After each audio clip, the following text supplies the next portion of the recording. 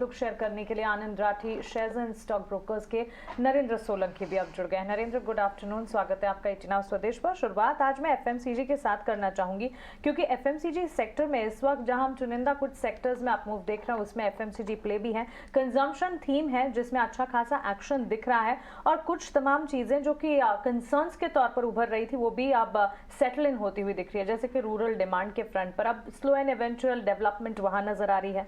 Margin improvements, यही कहा जा रहा है कि एफएमसीजी के लिए आगे भी कंटिन्यूड रहेंगे, और डिमांड ट्रेंड्स भी पॉजिटिव हैं। कैसे देखा जाए एफएमसीजी बास्केट को, नरेंद्र? जी हाँ, बिल्कुल, गुड आफ्टरनून। आपने बिल्कुल सही कहा कि कंजम्पशन का जो रिवाइवल है और इन्फ्लेशन जो धीरे-धीरे कम आ रहा है, और स्पेशली अगर कमोडिटी इन्फ्लेशन की बात करें, जो फूड एटसेट्रा से जो रिलेटेड है, उनमें जिस हिसाब से गिरावट आई है, उससे डेफिनिटली मार्जिन्स पे तो इम्प्रूवमेंट आएगा ही कंपनीज़ को।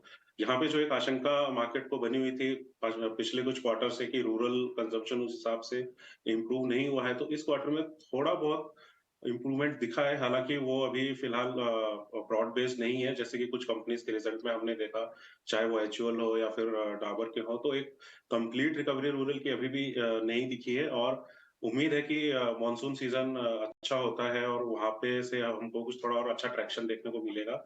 लेकिन डेफिनिटली एफएमसीजी डेफिनिटली एक स्पेस है जहाँ पे इन्वेस्टेड लॉन्ग टर्म के लिए बने रह सकते हैं यहाँ।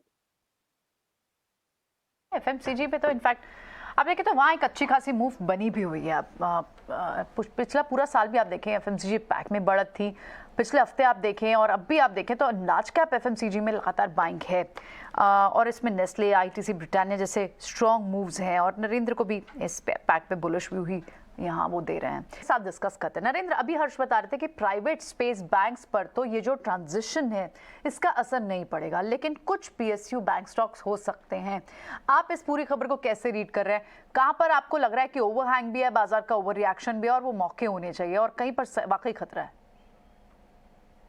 जी डेफिनेटली ये ईसीएल का जो इम्पैक्ट है, और उससे पहले अगर अपन कुछ महीनों के अगर रिटर्न्स देखें, तो PSU banks have outperform their private peers. तो वहां पे जो वैल्यूएशन गैप था, जो काफी ज्यादा था एक क्वार्टर पहले, वो काफी हद तक क्लोज हुआ है। और हमने देखा कि not only large PSU banks like SBI, but काफी सारे पीएसयू बैंक्स काफी अच्छी उन्होंने रैली दिखाई। तो वैल्यूएशन गैप ऑलमोस्ट हिस्टोरिकली देखे तो अपने मीन पे आ चुका था। और एक वो रीजन भी है कि जो वैल्यूएशन गैप जो क्लोज हुआ है प्राइवेट एंड पीएसयू बैंक्स में, प्लस ये ईसीएल फ्रेमवर्क की जो न्यूज है, जो डेफिनेटली पीएसयू बैंक्स में इम्पैक्ट उसका देखने को मिलेगा। तो एक मार्केट वापस से जो अपना अलोकेशन है वो वापस से प्राइवेट बैंक्स की तरफ ज्यादा रुझान दिख रहा है। और यहाँ से अगर अपन ग्रोथ की बात करें, तो जो मेजर जो एनआईएम इम्प्रूवमेंट्स था because of rising interest rate, वो गेम अब खत्म हो चुका है और ऑलमोस्ट एट इट्स पीक है। और अब जो रिमेनिंग जो ग्रोथ आएगी इस सेक्टर में, वो प्योरली क्रेडिट ग्रोथ पे आएगी। और जो जहां पे भी लार्ज बैंक्स हैं, स्पेशली प्राइवेट स्पेस में, जो फास्टर क्रेडिट ग्रोथ रजिस्टर करेंगे, वो banks continue to outperform करेंगे। और उसी हिसाब से हमको अपना पोजिशनिंग भी रखना चाहिए। Private sector banks definitely looks better placed in this going ahead. Okay, ठीक है। तो ये बैंकिंग पे एक हमने आपके सामने रिसर्च रखी, रिसर्च के बाद मेहमानों का एक व्यू पॉइंट आपके सामने आ चुका है।